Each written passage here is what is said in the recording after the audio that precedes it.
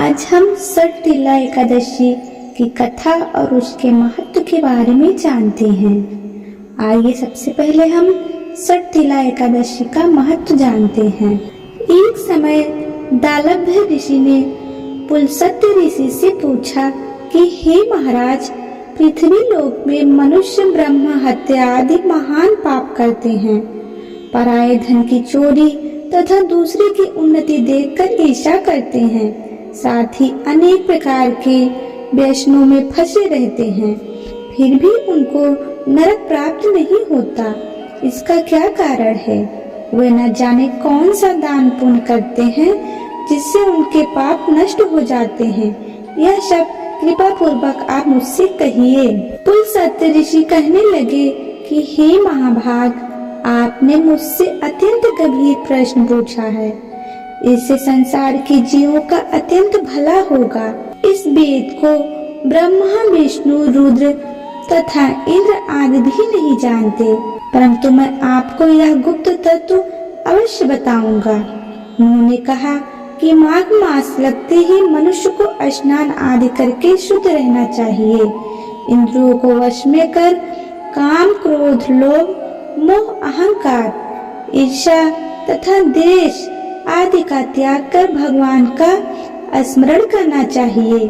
सब देवताओं के देव श्री भगवान का पूजन करे और एकादशी व्रत धारण करना चाहिए। रात्रि को जागरण करना चाहिए। तत्पश्चात पेड़ा, नारियल, सीताफल और सुपारी का अर्घ्य देकर स्तुति करनी चाहिए। ये भगवान, आप दीनों को शरण देने वाले हैं, इस संसार सागर में फंसे हुए का उद्धार करने वाले हैं। इस दिन तिल स्नान और भोजन दोनों ही श्रेष्ठ हैं। इस प्रकार जो मनुष्य जितने तिलों का दान करता है उतने ही 1000 वर्ष स्वर्ग में वास करता है। तिल का स्नान, तिल का उपटन, तिल का हवन, तिल का तर्पण, तिल का भोजन और तिलों का दान, ये तिल के 6 प्रकार हैं। इनके प्रयोग के कारण यह सटतिला एकादशी कहलाती है। इस व्रत के करने से अनेक प्रकार के पाप नष्ट हो जाते हैं। इतना कहकर पुलस्त्य ऋषि कहने लगे कि अब मैं तुम्हें एकादशी का कथा सुनाता हूँ, इसे तुम ध्यान पूर्वक जरूर सुनो। एक समय नारद जी ने भगवान श्री कृष्ण से यही प्रश्न किया था और भगवान ने जो सटतिला एकादशी का महत्व नारद जी से कहा। भगवान ने नारद जी से कहा कि हे नारद, मैं तुमसे सत्य घटना कहता हूँ, उसे ध्यान पूर्वक सुनो। प्राचीन काल में मृत्यु लोक में एक ब्राह्मणी रहती थी। वह सदैव व्रत किया करती थी। एक समय वह 1 मास तक व्रत करती रही। इससे उसका शरीर अत्यंत दुर्बल हो गया। यद्यपि वह अत्यंत बुद्धिमान थी, तथापि उसने कभी देवताओं और ब्राह्मणों के निमित्त अन्न या धन का दान नहीं किया था। इससे मैंने सोचा कि ब्राह्मणी ने व्रत आदि से अपना शरीर शुद्ध कर लिया है, अब इसे विष्णु लोक तो मिल ही जाएगा, परंतु इसने कभी अन्न दान नहीं किया, इससे उसकी तृप्ति होना कठिन है। भगवान ने आगे कहा, ऐसा सोचकर मैं भिखारी के वेश में मृत्यु लोक में उस ब्राह्मणी के पास गया और उससे भिक्षा मांगी। वह ब्राह्मणी बोली, महाराज, किस लिए आए हो? मैंने कहा, मुझे भिक्षा चाहिए। इस पर उसने एक मिट्टी का ढेला मेरे भिक्षा पात्र में डाल दिया। मैंने उसे लेकर स्वर्ग में चला आया। कुछ समय बाद ब्राह्मणी फिर शरीर त्याग कर स्वर्ग में आ गई। उस ब्राह्मणी को मिट्टी का दान करने से स्वर्ग में सुंदर महल मिला, परंतु उसने अपने घर को अन्न आदि सब सामग्रियों से शून्य पाया।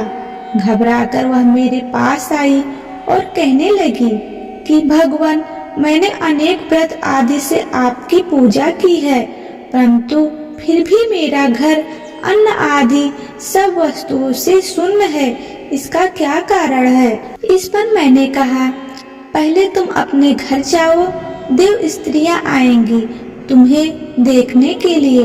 पहले उनसे सटतिला एकादशी का पुण्य और विधि सुन लो, तब द्वार खोलना।